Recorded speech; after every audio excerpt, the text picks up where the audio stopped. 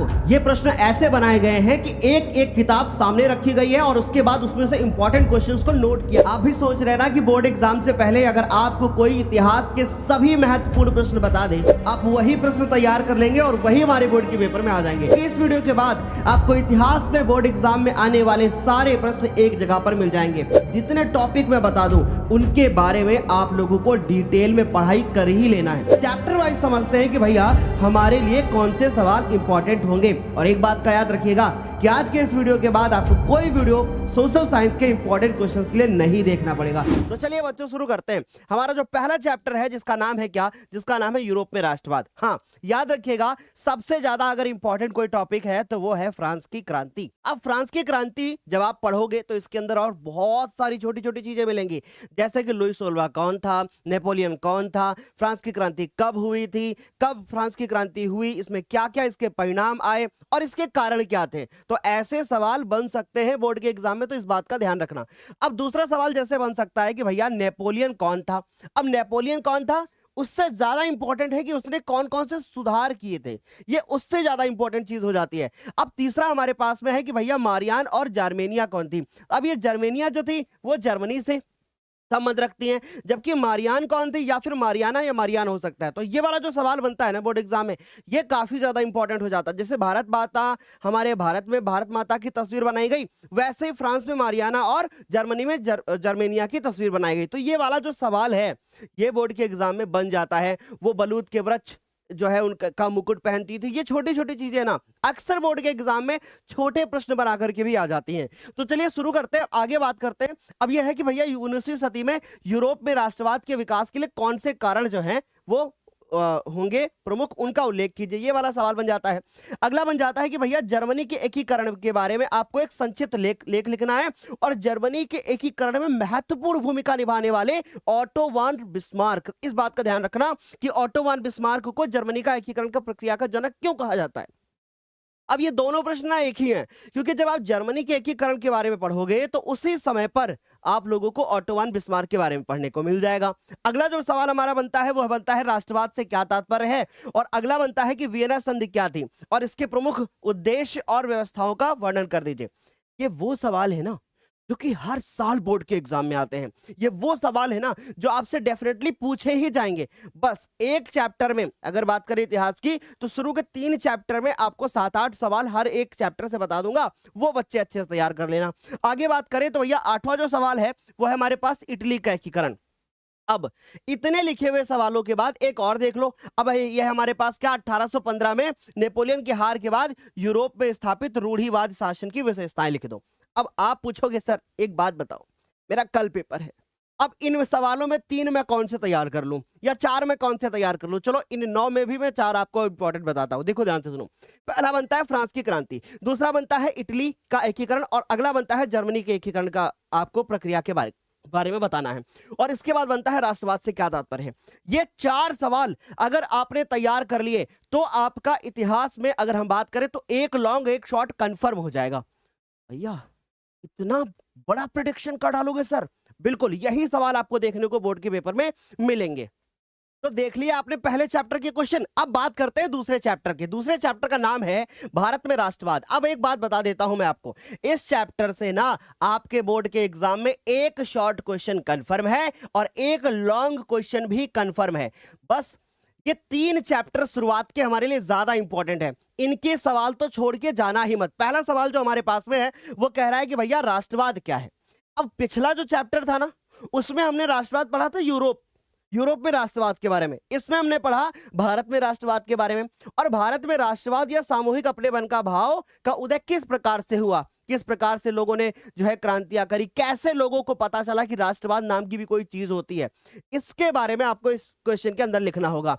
फिर उसके बाद रॉलेट एक्ट क्या था, कौन लेकर के आया, किसके नाम से संबंधित है, सिडनी रॉलेट कौन था, रॉलेट एक्ट के क्या परिणाम हुए, जलियांवाला बाग हत्याकांड हो जाता है, फिर उसके बाद असहयोग आंदोलन आ जाता है, खिलाफत आंदोलन बीच में होता है, फिर सविनय अवज्ञा आंदोलन। भैया आज ही बता दोगे क्या सर ये सब आपने पढ़ाया है? बिल्कुल।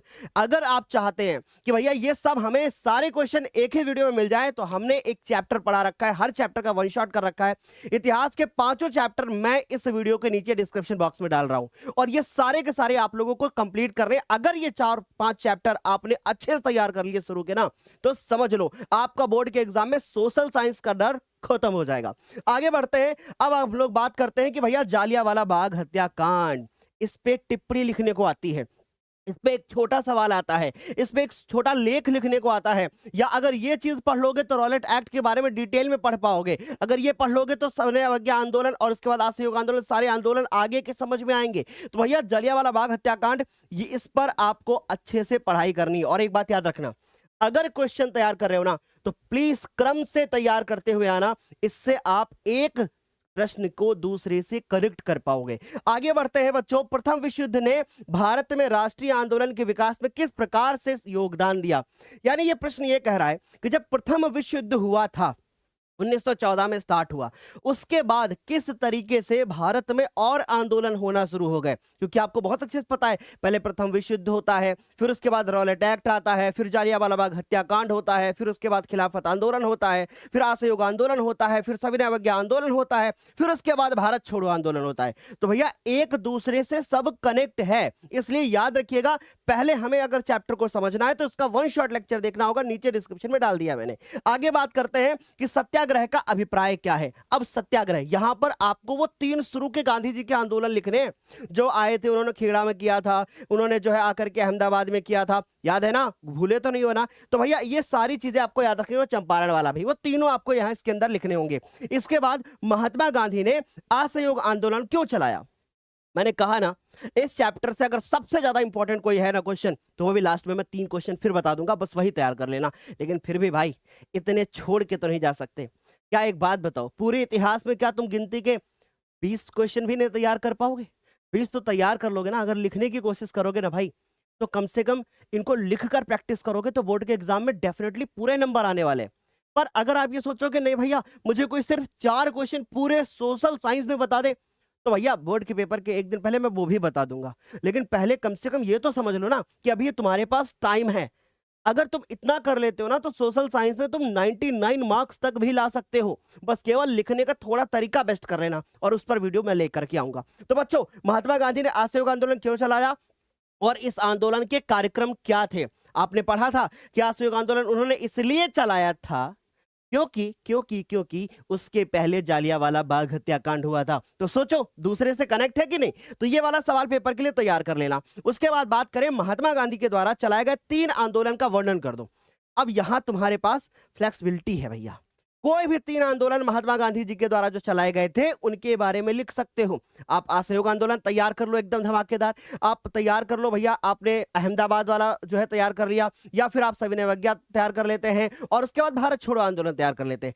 खिलाफत नहीं, खिलाफत गांधी जी ने नहीं चलाया था, इस बात का ध्यान रखना। आगे बात करते हैं बच्चों कि सविनय अवज्ञा आंदोलन कब चलाया गया था, इसके प्रमुख 3 कारण। अब सोचो ये सवाल जब तुम तैयार कर लोगे तो ये वाला तो ऑटोमेटिक तैयार हो गया, है ना? फायदा कितना फायदा है ना, बताओ। अब ये वाला सवाल अगर तैयार कर लिया तो आपका जो है असहयोग आंदोलन वाला तैयार हो गया। इसका मतलब सर बात वही है, थोड़ा सा सिलेबस है, हमें ध्यान में रखना होता है कि हमारे लिए क्या इंपॉर्टेंट है। आज सारे इंपॉर्टेंट बता दूंगा। और लास्ट में आता है भारत छोड़ो आंदोलन। अब ये 9 क्वेश्चन हमारे पास में कितने हो गए? 9 कितने हो गए? 18। भाई शुरू के 2-3 चैप्टर ही हमारे लिए इंपॉर्टेंट है। अब जो ये हमारे पास 9 क्वेश्चन है सर, इनमें से भी आप मुझे 3 से 4 इंपॉर्टेंट बता दो। चलो, पहला सवाल राष्ट्रवाद क्या है, सबसे ज्यादा इंपॉर्टेंट। असहयोग आंदोलन, उसके बाद सविनय अवज्ञा आंदोलन, उसके बाद, और चौथा जो सवाल है ना वो उससे ज्यादा इंपॉर्टेंट है, वो है बच्चों कौन सा? रॉलेट एक्ट क्या था। इतना तैयार कर लिया, मैं कहता हूं तुम्हारे सोशल साइंस में पूरे नंबर आएंगे। अब तीसरे चैप्टर पे चलते हैं, ये सारे नोट कर लेना। तीसरा है हमारे पास, जो कि तीसरा चैप्टर है वो है हमारे पास भूमंडलीय विश्व का बनना। शुरू के 3 चैप्टर में जितने सवाल बता रहा हूं ये सवाल तुम्हारी कॉपी पर नोट होने चाहिए और बोर्ड पेपर से पहले तैयार होने चाहिए। देखो, अब हमारे पास पहला सवाल बनता है कि प्रौद्योगिकी ने वैश्वीकरण की प्रक्रिया को किस प्रकार उत्प्रेरित किया है। यानी टेक्नोलॉजी ने कैसे कैसे वैश्वीकरण को आगे बढ़ाया है, कैसे ग्लोबलाइजेशन को आगे बढ़ाया है, इसके बारे में आपको लिखना पड़ेगा। वही जो मैंने पढ़ाया था मोबाइल और उसके बाद मोबाइल फोन और ये सब चीजें बताई थी, बस वही लिखना है आपको।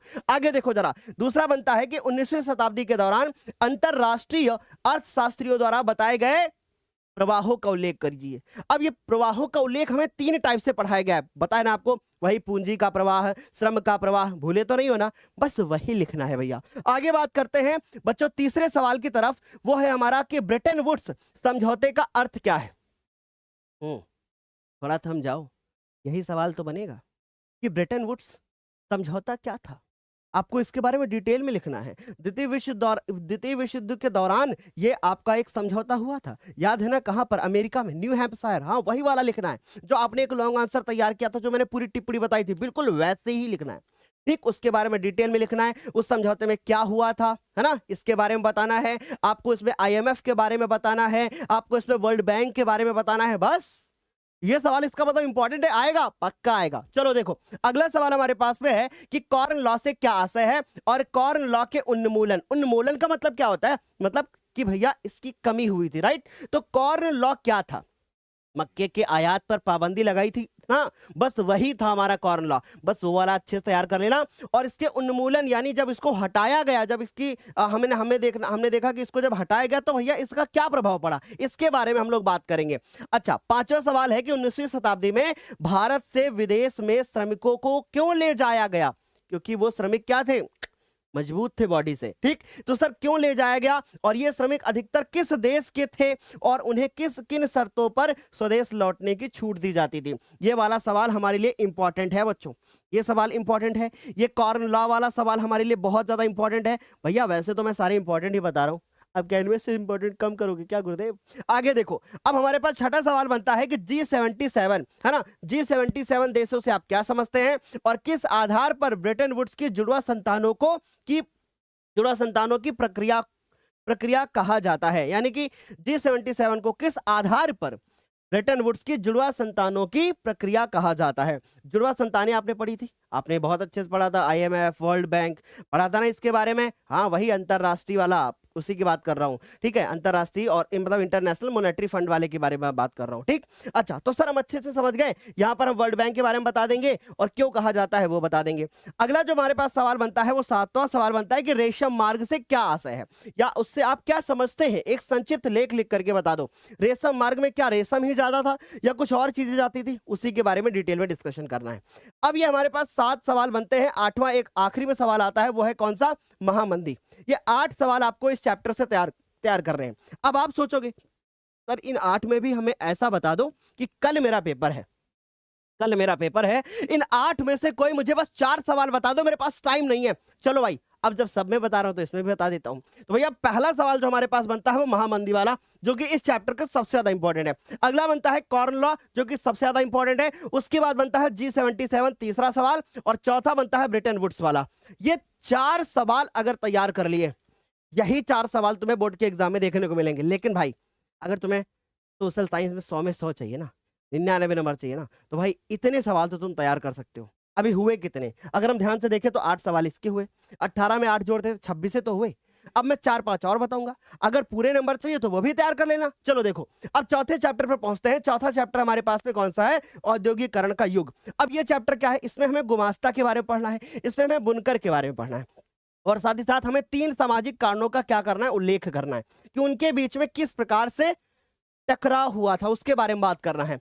फिर उसके बाद बात करते हैं, अच्छा सर ये बताइए ये गुमास्ता कौन थे। भैया ये अंग्रेजों के द्वारा क्या किए गए थे, अंग्रेजों के द्वारा रखे गए थे, किसके ऊपर नियंत्रण लगाने के लिए, बुनकर पर नियंत्रण लगाने के लिए। फिर उनके बीच में लड़ाई झगड़ा होता है ना, टकराव होता है, और टकराव इसलिए होता है, बुनकर चाहते हैं कि मैं अपना माल उनको ना दूं, और गुमास्ता चाहते हैं कि उनका माल बुनकर को मिले। ये उसी के बारे में बात कर रहा हूं जो हमने आपको डिटेल में पढ़ाया है। अब देखो अगला है कि 19वीं सदी के यूरोप के कुछ उद्योगपति मशीनों के बजाय हाथ से काम करने वाले श्रमिकों को प्राथमिकता क्यों देते थे। भैया आजकल तो मशीन का युग है, तो मशीन का काम जल्दी हो जाएगा, लेकिन नहीं भाई ऐसा नहीं है।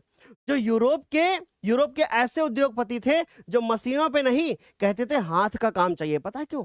ताकि उनकी कॉपी ना हो पाए, उसकी कॉपी नहीं हो पाएगी, वो एकदम अद्भुत रहेगी, अद्वितीय रहेगी।